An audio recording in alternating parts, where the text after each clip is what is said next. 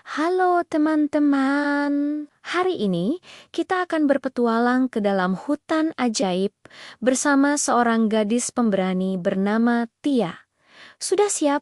Ayo kita mulai. Di sebuah desa yang damai, hidup seorang gadis cerdas bernama Tia.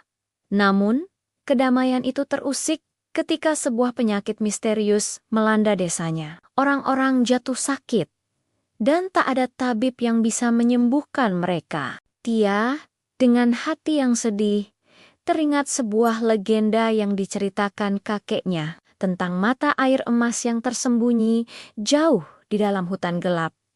Konon, airnya bisa menyembuhkan segala penyakit. Tanpa ragu, Tia bertekad, jika mata air itu benar-benar ada, aku harus menemukannya. Bukan hanya untuk satu orang, tapi untuk semua warga desa. Keesokan paginya, Tia berdiri di tepi hutan gelap. Pohon-pohon raksasa menjulang tinggi, membuat suasana terasa sunyi dan sedikit menakutkan. Banyak orang takut bahkan untuk mendekati hutan ini.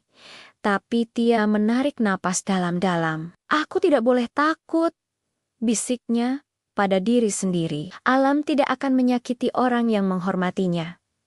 Dengan langkah mantap, ia memasuki hutan. Tak lama, dari balik pepohonan yang rimbun, sebuah bayangan besar bergerak mengikutinya. Tia terus berjalan, hingga tiba-tiba sosok besar itu melompat ke hadapannya. Seekor macan gagah dengan bulu keemasan dan mata hijau yang tajam berdiri menghalangi jalannya. Itu adalah Max, sang penjaga hutan. Mengapa manusia kecil sepertimu berani masuk ke wilayahku? Geram Max dengan suara berat. Tia, meskipun terkejut, tetap tenang. Aku datang dengan niat baik, wahai penjaga hutan. Aku mencari mata air emas untuk menyelamatkan desaku. Aku berjanji tidak akan merusak apapun di sini. Max menatap lurus ke dalam mata Tia, dan ia melihat ketulusan yang murni, bukan keserakahan. Hatinya pun luluh. Baiklah, kata Max. Aku akan menemanimu, tapi ingat, keserakahan hanya akan membawamu pada kesesatan.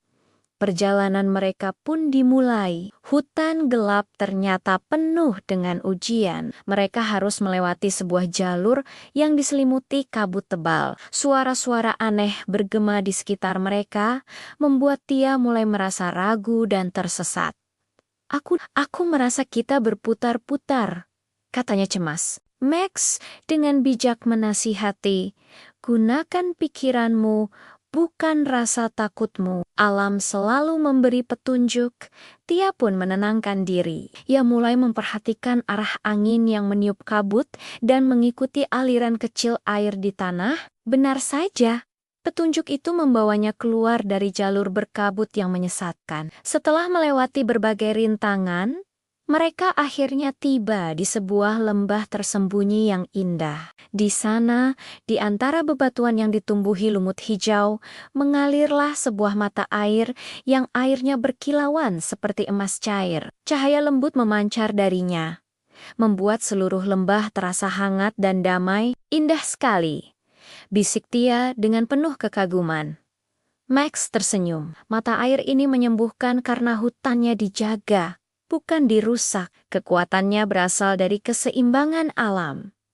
Tia mengerti. Dengan hormat, ia hanya mengisi sebuah botol kecil dengan air ajaib itu, mengambil secukupnya sesuai kebutuhan. Sebelum mereka pergi, Max memberinya satu pelajaran terakhir. Ingat Tia, kekuatan sejati mata air ini tidak akan pernah bekerja untuk orang yang serakah. Mereka yang datang dengan niat buruk hanya akan menemukan air biasa. Tia mengangguk mantap. Aku mengerti.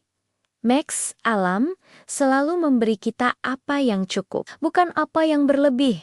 Saat Tia mengucapkan kata-kata itu, cahaya dari mata air emas bersinar lebih terang, seolah-olah alam merestui niat baiknya. Tia pun kembali ke desanya. Dengan hati-hati, ia memberikan air dari mata air emas kepada warga yang sakit. Dan keajaiban pun terjadi. Satu persatu, mereka mulai pulih.